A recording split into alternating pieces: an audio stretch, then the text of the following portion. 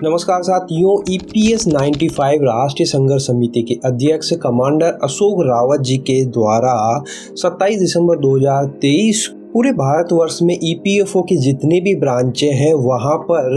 विभिन्न पदाधिकारियों और पेंशनरों के माध्यम से ये पत्र पहुंचाया गया। इसके अलावा ये पत्र आदरणीय ऑनरेबल प्राइम मिनिस्टर यानी प्रधानमंत्री जी को, ऑनरेबल मेंबर ऑफ पार्लियामेंट उनको और ऑनरेबल ईपीएफओ उनके पास में भी ये पत्र पहुंचाया गया पेंशनरों के माध्यम से। इस डेट को विशेषकर इसलिए चुना गया क्योंकि 27 तारीख को हर माह ईपीएफओ पूरे भारतवर्ष में जितनी भी ईपीएफओ की ब्रांचें हैं वहाँ पर निकट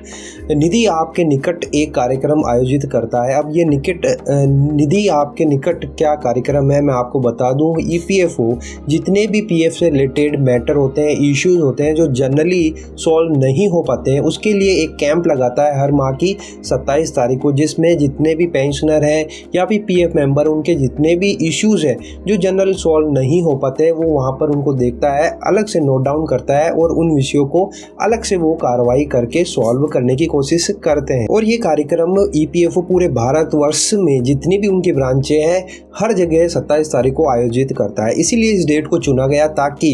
इस तारीख को पूरे भारतवर्ष में पेंशनर अपनी मांगे, जो मिनिमम पेंशन हाइक की मांग है उनको, और जो एक्चुअल सैलरी पर पीएफ हायर पेंशन का बेनिफिट मिलना चाहिए जो 1 सितंबर 2014 के पहले रिटायर्ड हुए हैं उनको ये मांगे पहुंचाई गई है। इन पत्र के माध्यम से कमांडर अशोक रावत जी और कमेटी सदस्यों ने ईपीएफओ और सरकार को घेरने की पूरी कोशिश करी है ताकि अब इस मिनिमम पेंशन हाइक के मुद्दे को बड़े लेवल पर ले जाया जा सके और जल्द से जल्द अपनी मांगों को मनवाया जा सके। और ये सही भी है क्योंकि बड़े मूवमेंट और बड़े घेराव के अलावा इस तरह से सरकार को मनाया जाना बहुत ही नामुमकिन है। तो ये पहल कमांडर अशोक रावत जी और राष्ट्रीय संघर्ष समिति की बहुत बड़ी पहल है और इसके द्वारा सरकार को कुछ ना कुछ दखल देना होगा, अदरवाइज आंदोलन के लिए उनको तैयार रहना पड़ेगा। तो 18 दिसंबर 2023 को ही तैयार कर लिया गया था, जो माननीय श्रम मंत्री श्री भूपेंद्र यादव जी को विशेष रूप से लिखा गया है और जो minister of labour employment government of India है, इसमें जो सब्जेक्ट मेनली रखा है कि वो बायलैटरल नेगोशिएशन के लिए तैयार रहे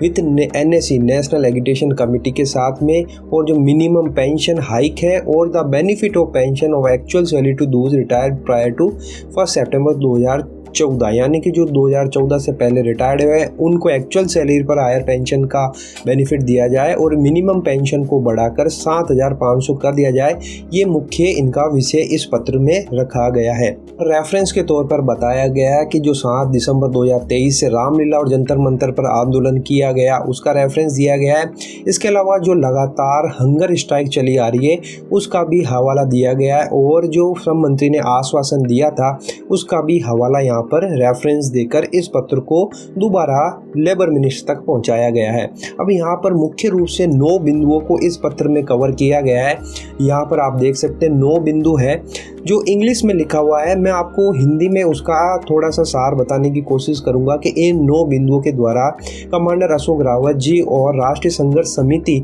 क्या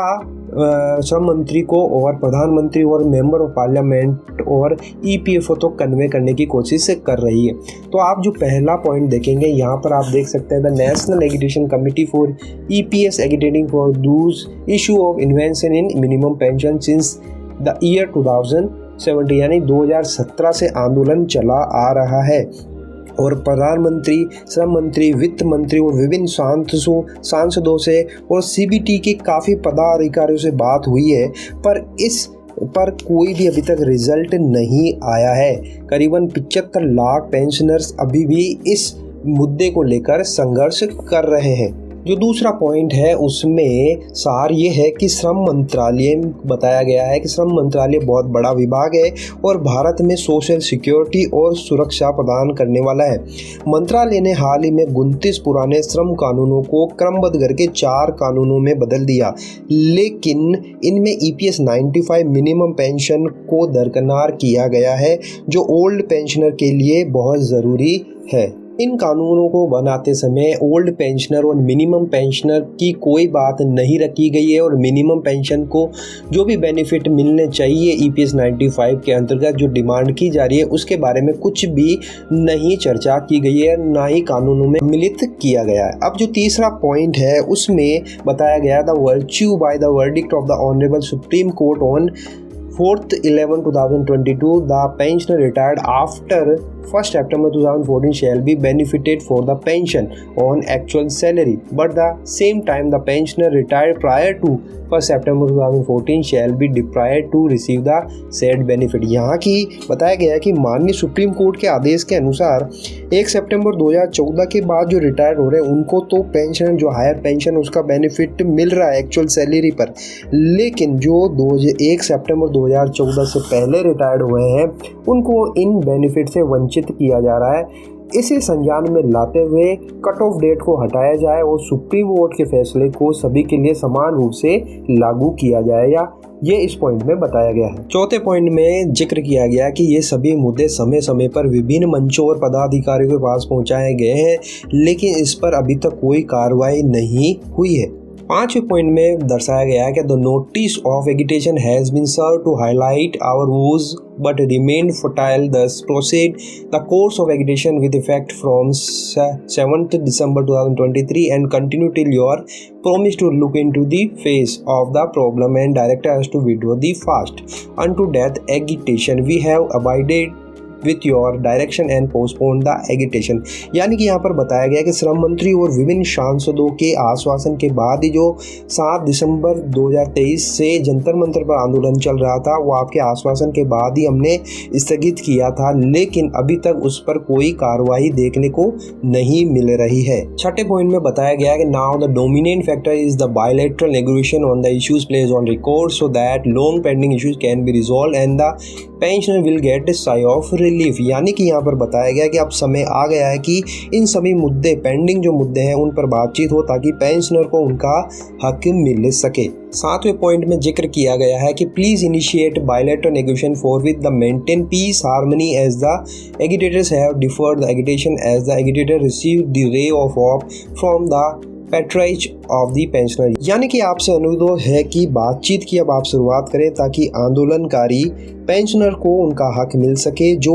आशा उन्हें आपके आश्वासन के बाद में मिली थी। आठवें पॉइंट में बताया गया the agitation national agitation committee therefore urge your kind honour in the interest of justice to please to initiate negotiation round table talks with your kind honour on the issue of hike in minimum pension and the benefit of the pension on actual salary and please declare publicly that issue has been completely resolved and the pensioner can rejoice the event। यानी कि इसका मतलब है कि आपसे अनुरोध है कि बातचीत के द्वारा मिनिमम पेंशन बढ़ोतरी और एक्चुअल सैलरी पर हायर पेंशन की मांगों को आपका समाधान करे और पब्लिकली इसको अनाउंस करे ताकि पेंशनर उसका जश्न मना सके। 9वें पॉइंट में बताया गया please make it convenient to communicate the date of negotiation so that it can be transmit to the old age pensioner Vijay. यानी कि अब कृपया बातचीत की डेट हमें बताएं ताकि इसे आगे ओल्ड पेंशनर तक बताया जा सके ताकि अब ओल्ड पेंशनरों को उनका हक मिल रहा है इस बारे में उन्हें आश्वासन